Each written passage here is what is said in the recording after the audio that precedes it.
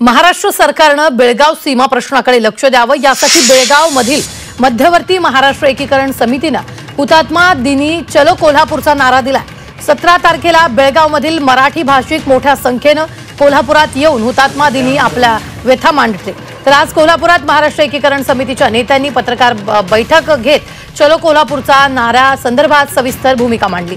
महाराष्ट्र सरकारच्या वतीने म्हणावी तशी ताकद मराठी भाषिकांच्या पाठीशी उभी केली जात नाहीये, त्यामुळे आम्हाला चलो कोल्हापूरचा नारा द्यावा लागला असं समितीच्या नेत्यांनी सांगितलंय।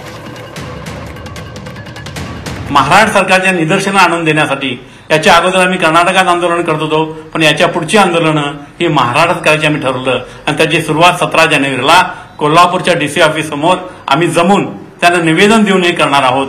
आणि त्या दृष्टीने त्या दिवशी आम्ही दुपारी 3 वाजता कोल्हापूरच्या डीसी ऑफिस समोर येऊ, कारण सकाळी आम्हाला 10:30 पर्यंत 10:30 ते 11 पर्यंत बेळगावात हुतात्म्यांना अभिवादन करायचा कार्यक्रम हा करावा लागतो सीमा भागात, तो आम्ही बंद करणार नाही आहे।